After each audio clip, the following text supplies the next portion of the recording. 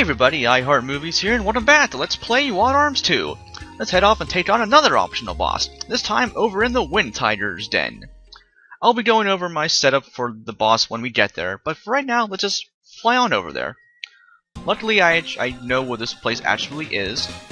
This is take 3 of this episode. First one because I had to take Crassus outside to go to the bathroom because he just had to go, apparently. Take 2, I had to stop because my microphone wasn't recording for whatever reason, I have no idea why. But take 3 is good. I had made sure that the audio is recording properly, so we are fine there. Okay, so there's a boss fight right here. So preparation-wise, you want to give Brad an Earth Rain. This guy is weak to Earth, so that makes sense there. Loka, pretty standard there actually, with the Holy Tablet to boost her sorcery. And then Tim with the Secret Sign, indeed Ramtos. Loka has Dandiram as well. As far as abilities go, it would be a good idea to have Brad with Critical, because he can do a lot of damage here potentially with that and the Hype Weapon from Loka. I don't have it, unfortunately, but, well, not a huge deal, really. For Loka, you want to make sure she has High Break, which she does. And then for Tim, make sure that he has Graviton, learned from, Rubber Duck. The Earth Medium, yeah. And then also make sure he has Thanatos X. What this spell does is gives you instant death protection for the entire party, because this guy has a few attacks that can do instant death. It's pretty rare that they'll occur, actually, but this will be a fail-safe, you know, just in case. And with that, we're good to go, actually. And I fully healed up and saved off camera, so we're all good there.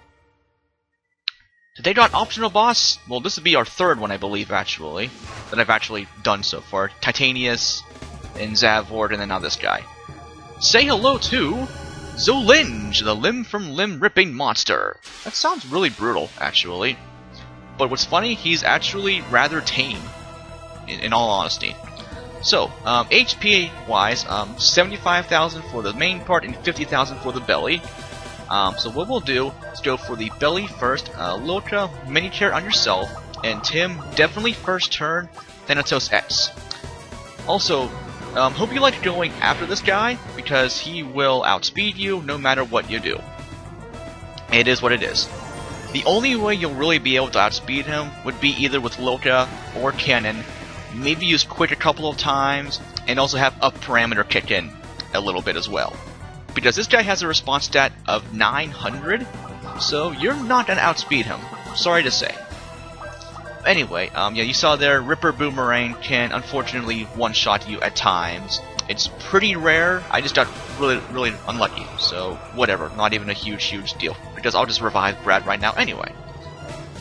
I will have to reestablish Thanatos X on him, because, well, I don't want him to die randomly, so... Oh well, what can you do? But yeah, once she's back up, yeah, I'll have Loka go for a Hype Weapon on him, and then have Brad go to town with normal attacks. Once Brad's FP hits 100, I'll go ahead and have him use a boosted Railgun on the main part. I'll kill the belly with my spells and everything first. Tim, Thanatos X, there we go. And yeah, this attack here will do something. Yeah. The only other attacks to really worry about, air quotes, are Blade Arm, which is a physical attack. It's not even that powerful, actually. A couple thousand damage. And also, he has an attack called Endocrine Boost, which will boost his speed, but his speed's so high anyway, it does nothing, actually. Excuse me. Wow, that came out of nowhere. Okay, now that Brad's boosted up Hype Weapon, just go for a High Break, and Tim, just go for Graviton. I'll go for the belly first, and then go for the main part. That's an FYI. But yeah, you also want to prioritize, well not prioritize, accommodate your healing as needed, because, again, you won't outspeed this guy, so you have to kind of preempt your healing. That's the word I was looking for. Yeah, he didn't even outspeed First Aid, which normally gets priority, and like, all the time now. Well, it normally does, but in this case, well, it doesn't, so, oh well. So Loka, I'll just go for a... Actually, no, I should have her attack, because she's doing more damage than Tim. Tim, I'll just do it for a first aid. He might use RF Blade, which he actually did. Awesome. That actually works really well in my favor. Because yeah, RF Blade does crap for damage, and First Aid can out-heal that anyway, so it works out. And at this point now, actually, we're in good shape. Because a few high breaks and gravitons, and we're golden. Because this guy, yeah, is severely weak to them. Yeah, Loto's doing almost 12,000 damage by herself. That is ridiculous. It could be even more than that, actually, if I had the Necronomicon, which I don't have yet. It would be a good idea to grab a couple of those before tackling any of these bosses, I will say. I just didn't really feel like it. But what I will do, actually, is show off how to get them after I beat this guy. Because I have found out that the boss fight will take enough time, so I can have one boss fight in there, but I wouldn't want to fit in a second one, so it actually works out that I can use the second half of the video to show off the Necronomicon there. So it works out pretty well. Let's just go for another high break and go for a first aid. And this will miss. Thank you. I actually didn't call that. I was guessing, actually. Thankfully. Well, not thankfully, but I'm thankful it missed anyway, so we're good there. But yeah, if Brad had critical at all, in my case he doesn't, yeah, he could do like upwards of 10,000 damage himself as well. So this boss fight, yeah, overall it's pretty damn easy actually. Just the only annoying thing is that you won't be able to outspeed him. So you have to just plan in advance, that's all. But yeah, he's not even really that powerful. And then once you have Thanatos Edge established, you're pretty much golden for the most part. And yeah, this will do 6,000 damage or so, not too shabby. Yeah, there we go, not too bad at all. Oh, whoops, headset slipping. Yeah, I have it set up, like, my laptop's actually on the floor right now, and I'm kind of looking down at it.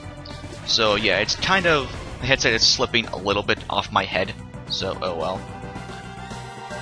I should probably heal, and I think I will with Tim. This should miss, hopefully, thank you! Yeah, that attack has piss poor accuracy, which I'm not complaining about one bit.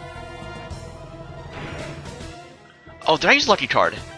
I think I did with Loka, I don't remember. I had 7 prior to this battle. Crap, I really hope I did. Okay, good, he's not dead. Okay. Okay, I did not use one, okay.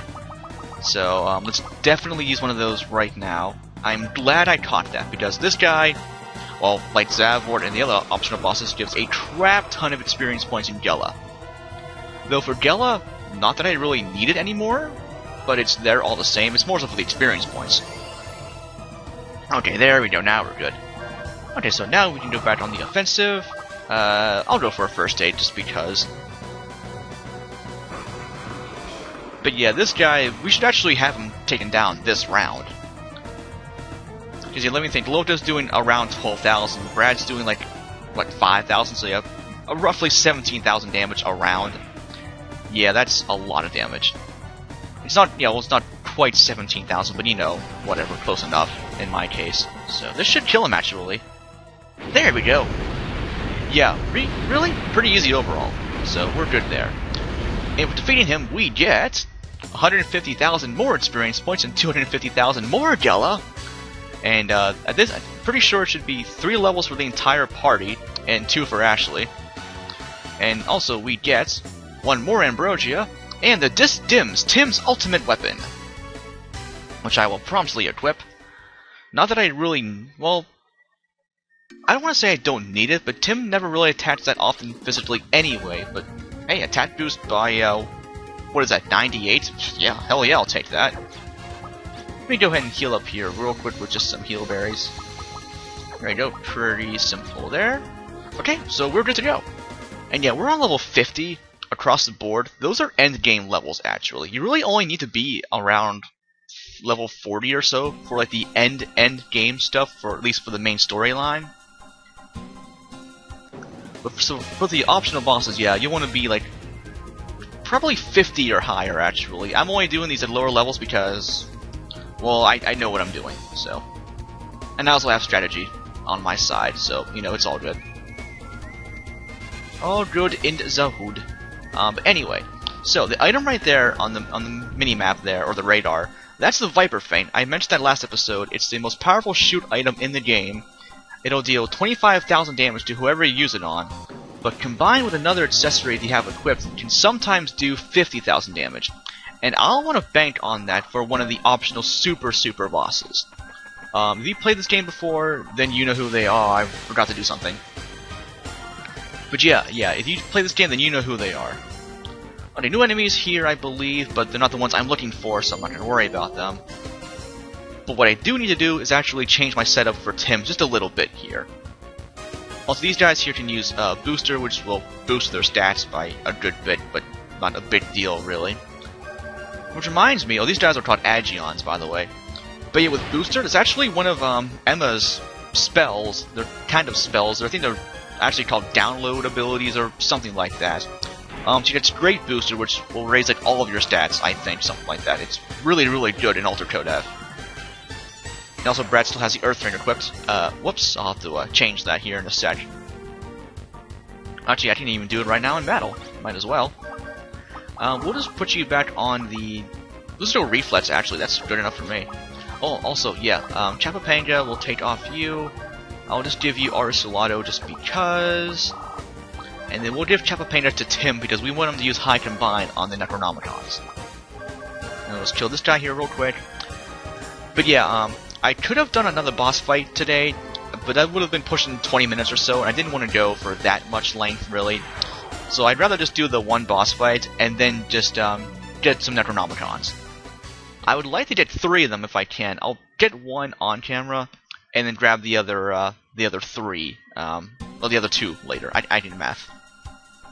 I'm turning on my headset a little bit here. I'm getting some some audio spikes, I think, on my end. Hopefully it's not too loud or anything. I don't think it will be. It usually isn't. But oh well, we'll see what happens. Also, the enemies we're fighting here, we can also fight on that little island. That's where the Lost Garden was, by the way, where I was way earlier in the game. Anyway, some new enemies here. Aiolo, I think, or Alo, and Pantagruel. I think the Alo is weak to Earth, I would imagine. But I don't really care because physical attacks will work well enough. But yeah, even Logan and Tim are doing almost 700 damage apiece, which is awesome. Even more awesome now, actually, I forgot to mention. With Tim being on level 50, he can now use his level 2 Guardian spells at the start of battle, which is awesome. So I'll have to remember that for the future. This might hurt, actually. Ooh, wow, that actually did more than I thought it would. I thought that would only do like several hundred damage or so, not over 1,000, but whatever. But yeah, I mentioned last episode for the Necronomicon, the way to get them is you have Chapapanga equipped on Tim, have him use High Combine, which takes 100 FP, by the way, and then get the kill on the Necronomicon, and then you'll get the book, which is the best sorcery racing book in the game. Now, the one guy that I was using, I mentioned you really only need 1 for the optional bosses, but if you want to get 3, you might as well do so, because they're pretty easy to obtain, actually. So, might as well grab 3 while I'm here. But yeah, I want to try to grab 1 right now to show on camera how to do it, and then I'll grab the other 2 on my own time.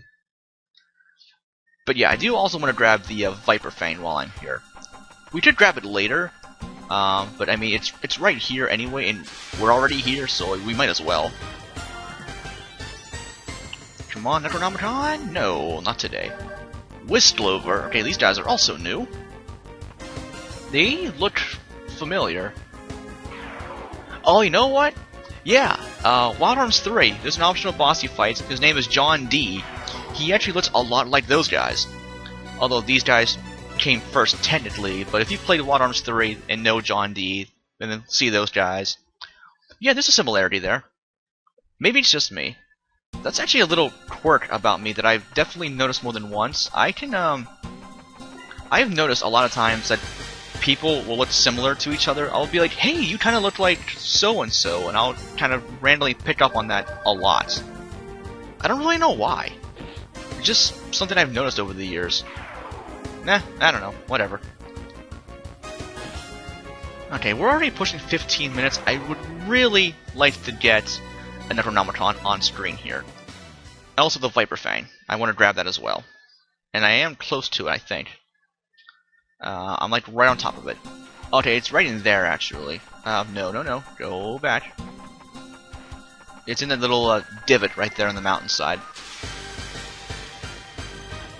Come on, Necronomicon! Yeah, no. Okay, I'm just gonna run, actually. I was holding my breath there for a second. I wanted to make sure I could actually run away from that battle. Because you remember Wild Arms 1, where I had oh so much trouble with running away from battles. God, that was fun. Anyway, there we go. And here we get the Viper Fang! It's actually, I think it's a bit of a reference to the Saber Fang from Wild Arms 1 with the boomerang there. I think, anyway. They were really going for that, or not. What I also might do here real quick, if I don't get the Necronomicon in this battle right here, I'll pause and do it off camera. Okay, no. But yeah, I'll just pause real quick and then I'll come back when I find the Necronomicon. So give me 1 second, I will be right back. Eventually. Come on. There you go. Alright then, we're back. Actually, it only took me 2 more battles to find these guys.